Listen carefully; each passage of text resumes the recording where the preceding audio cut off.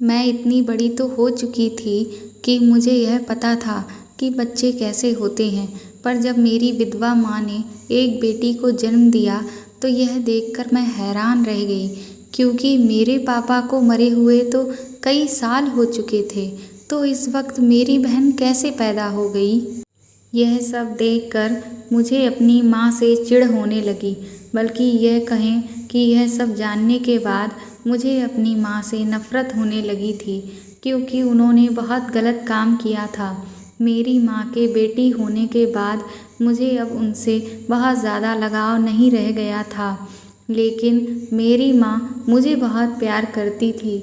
लेकिन एक दिन मैंने कुछ ऐसा देखा जिसे देखकर मेरे होश उड़ गए, क्योंकि मेरी माँ उस मासूम बच्ची के साथ। मेरा नाम शिवानी है। जब से मैं समझदार हुई थी, मैं अपनी माँ से नफ़रत करती थी, क्योंकि मेरी माँ ने ऐसा गलत काम किया था कि मेरी जगह कोई भी होता तो शायद वह भी ऐसा ही करता। लेकिन मेरी माँ मुझसे नफ़रत नहीं करती थी, बल्कि वह मुझसे बहुत प्यार करती थी। मुझे भी अपनी माँ से बहुत लगाव था, लेकिन जब भी उनकी हरकतों के बारे में सोचती तो मुझे उनसे बहुत ज़्यादा घिन आने लगती। और अगर कभी मैं उनसे अपनी बहन के बारे में पूछती तो वह बिना कुछ कहे खामोश हो जाती। मैं अपनी माँ को हर समय परेशान या फिर कुछ ना कुछ सोचते हुए देखा करती थी। उन्हें देखकर यह लग रहा था कि वह अपने किए पर बहुत ज़्यादा शर्मसार हैं। कुछ दिन तो यूं ही गुजरते गए। एक दिन जब मैं कहीं गई हुई थी और फिर जब मैं घर वापस आई तो घर आते ही मैंने देखा कि मेरी माँ उस मासूम सी लड़की के साथ बैठकर खूब रो रही थी। जब मैं उनसे उनके रोने का कारण पूछा तो उनके मुंह से आवाज़ नहीं निकली। मुझे अपनी माँ का इस तरह से रोना देखा नहीं जा रहा था। आखिर थी तो वह मेरी माँ ही। मैं भले ही उनसे कितनी भी नफ़रत करती, पर वह तो मुझे बहुत प्यार करती थी। जब मुझे उनका रोना देखा नहीं गया तो मैंने उन्हें झकझोर दिया और झकझोरते हुए पूछा, आखिर क्या बात है, आप ऐसे क्यों रो रही हैं? मेरे ऐसा करने पर मेरी माँ मेरे गले लगकर सिसक सिसक कर रोने लगी और रोते हुए बोली कि मैं तुम्हारी वजह से रो रही हूँ, क्योंकि मुझसे तुम्हारी यह नफ़रत अब सही नहीं जा रही है। आखिर मैं एक माँ हूँ और एक माँ यह कभी बर्दाश्त नहीं कर सकती कि उसकी बेटी उससे नफ़रत करे। तुम्हें यह लगता है कि मैं गलत हूँ, लेकिन मैंने कोई गलत काम नहीं किया है और आज मैं तुम्हें अपनी सच्चाई बताकर रहूँगी। माँ की यह सारी बातें सुनकर मैं सिहर उठी थी। मैंने अपनी माँ के आंसू पोंछे और उनके पास बैठकर उनकी कहानी सुनने लगी।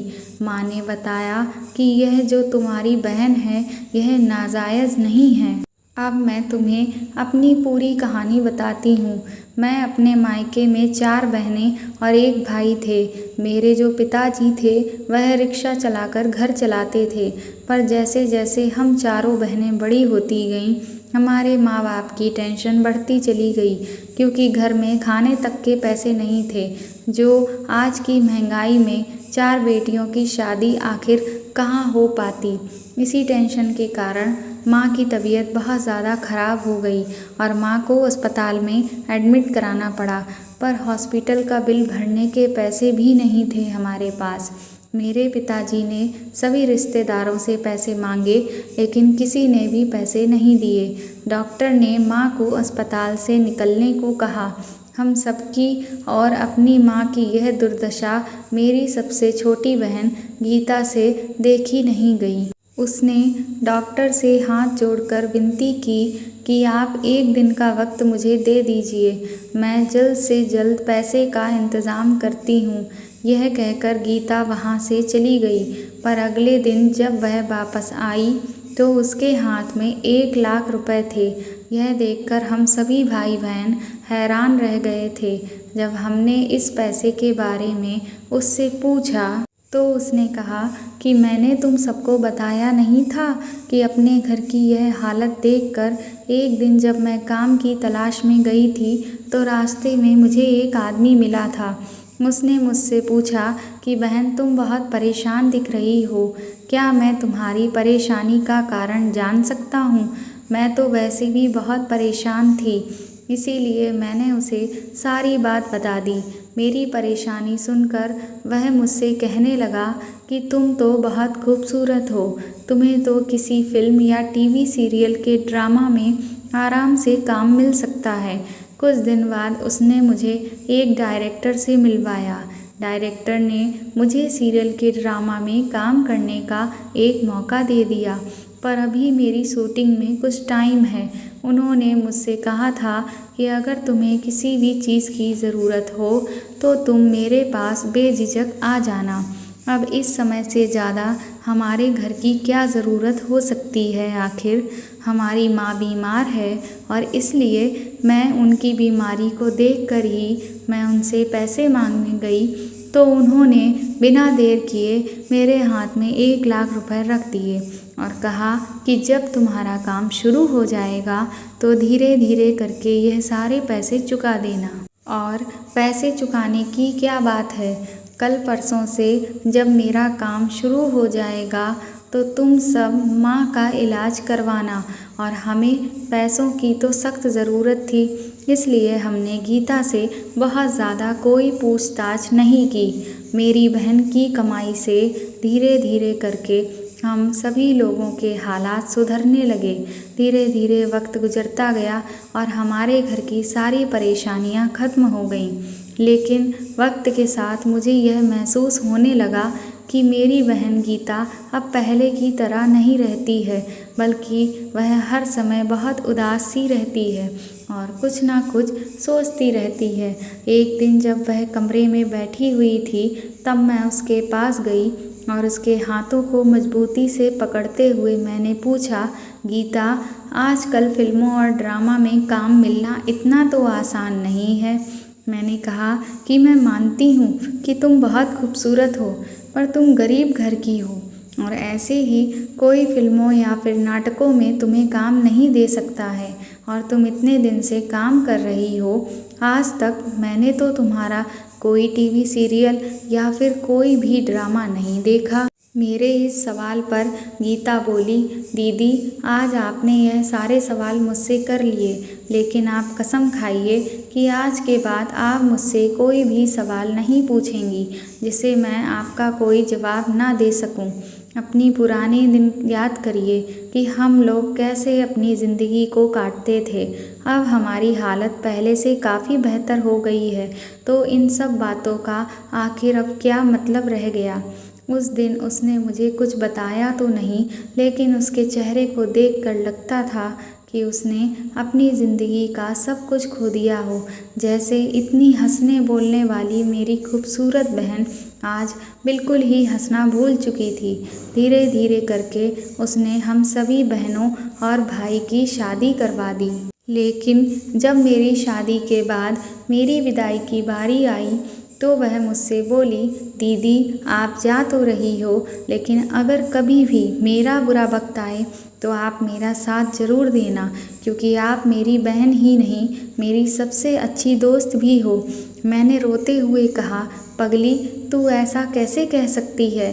मैं तो तेरे लिए अपनी जान तक देने को तैयार हूँ। एक बार आवाज़ तो देना अपनी इस बहन को। मैं अपनी ससुराल तो चली आई, पर मुझे अपनी बहन का वह खामोश चेहरा बार बार नज़र आता रहता। शादी के कुछ दिनों के बाद मेरी ज़िंदगी में तुम आई और तुम्हारे पैदा होने के 1 साल बाद ही तुम्हारे पापा हमें छोड़कर चले गए। तुम्हारे पापा के मरने के बाद मैं फिर से टूट गई, पर मेरी इसी बहन ने मुझे फिर से दोबारा ज़िंदा किया। गीता मुझे हर हफ्ते मिलने आया करती और मेरे घर की पूरी जिम्मेदारी भी उसने ही उठा रखी थी। हमारे दिन ऐसे ही गुजरने लगे। मैं जब गीता की शादी के बारे में पूछती तो गीता ने कहा कि उसे शादी नहीं करनी है। घर में सभी ने गीता को शादी के लिए बहुत समझाया, पर गीता ने शादी करने से इनकार कर दिया। कुछ दिनों के बाद माँ बाप भी इस दुनिया से चले गए। एक दिन गीता मेरे पास आई और बहुत सारे पैसे देकर गई और कहा कि दीदी कुछ दिनों तक तुम मेरा इंतज़ार मत करना, मैं कुछ दिन तुमसे मिलने नहीं आ पाऊँगी क्योंकि मैं किसी काम के सिलसिले में बाहर जा रही हूँ। मैं उसके किसी भी फैसले पर बहुत ज़्यादा सवाल जवाब नहीं करती थी। लगभग 1 साल तक गीता मुझसे मिलने नहीं आई। मैं उसकी यादों में ही खोई रहती कि आखिर मेरी बहन है कहाँ पर।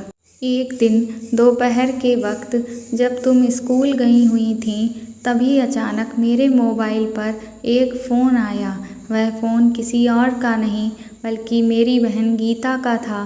फ़ोन पर उसने कहा, दीदी मुझे आज आपकी सबसे ज़्यादा ज़रूरत है, आप जल्दी से मेरे पास आ जाइए। उसने अपना एड्रेस दिया। जब मैं वहाँ पहुँची तो वह एक अस्पताल था जहाँ पर गीता एडमिट थी। उसने एक बेटी को जन्म दिया था और उसकी हालत बहुत ही ज़्यादा नाजुक थी। वह मुझे देखते ही रोने लगी और मुझसे बोली, दीदी मैं आपको आज एक बहुत बड़ी जिम्मेदारी दे रही हूँ क्योंकि मेरी हालत बहुत ही नाजुक है। शायद मैं बच ना सकूं और मैं नहीं चाहती कि किसी को पता चले कि मैंने एक बेटी को जन्म दिया है, क्योंकि मैं एक कोठे पर काम करती थी। उस डायरेक्टर ने मुझे एक कोठे पर भेज दिया था और बदले में उसने मुझे ढेर सारे पैसे दिए थे। मैं तो बिक चुकी थी, लेकिन इस बात का मुझे कोई गम नहीं था क्योंकि मुझे अपने परिवार को संभालना था। काफ़ी दिन कोठे पर काम करते करते एक इंसान मेरी ज़िंदगी में आया जो मुझसे शादी करना चाहता था। मैं भी उससे प्यार करने लगी थी। वह मुझे इस कोठे से निकालना चाहता था। वह मुझे वहाँ से निकालने ही वाला था, पर अचानक से उसका एक्सीडेंट हो गया और वह इस दुनिया से चला गया। पर उसके प्यार की निशानी मेरे पेट में पनप रही थी। उसकी मौत के बाद आज मैंने एक बेटी को जन्म दिया है दीदी। यह बेटी मेरे प्यार की निशानी है। मैं इस अस्पताल में चुपके से आई हूँ। किसी को भी नहीं पता कि यहाँ पर मैंने एक बच्ची को जन्म दिया है, क्योंकि अगर कोठे वाले को पता चल गया कि मैं एक बेटी को जन्म दिया है तो वह लोग मेरी बेटी को ले जाएंगे। यही कहते हुए वह इस दुनिया से चल बसी। मैंने इस बच्ची को अपने सीने से लगा लिया और घर ले आई और सबसे कहा कि यह मेरी बेटी है और तुम भी मुझसे नफ़रत करने लगी। पर तुम्हारी भी नफ़रत गलत नहीं थी, लेकिन मैं तुम्हें सच इसलिए नहीं बताती थी कि नादानी में आकर तुम यह बात कहीं किसी और को ना बता दो और यह कहना कि यह मेरी मौसी की बेटी है, और अगर किसी को यह बात पता चल जाए तो वह मेरी बेटी को मुझसे जुदा करके कोठे पर काम करवाने लगेंगे। मैं अपनी बहन गीता के लिए तो कुछ नहीं कर पाई, पर मैं उसकी बेटी को उस दलदल में नहीं जाने दूंगी। इसके लिए मैं अपनी जी जान लगा दूंगी और मैंने ऐसा किया भी, पर ऐसा करते हुए मुझे अपनी ही बेटी की नफ़रत का सामना करना पड़ा, जो मेरे लिए बहुत मुश्किल था। यही कहते कहते मेरी माँ फिर से फूट फूट कर रोने लगी। माँ की बातें सुनकर मैं बहुत ही ज़्यादा शर्मिंदा हुई थी। मैं उनके गले लग गई और खूब रोई, क्योंकि माँ जिस दर्द से गुजर रही थी शायद कोई भी होता तो ऐसा ही करता। दोस्तों, आपको यह कहानी कैसी लगी हमें कमेंट बॉक्स में कमेंट करके ज़रूर बताएं, और अगर आप मेरे चैनल पर नए हैं तो प्लीज़ मेरे चैनल को सब्सक्राइब कर लीजिए और बेल आइकन दबा दीजिए। साथ ही साथ इस कहानी को ज़्यादा से ज़्यादा शेयर करें और लाइक करें। Thank you.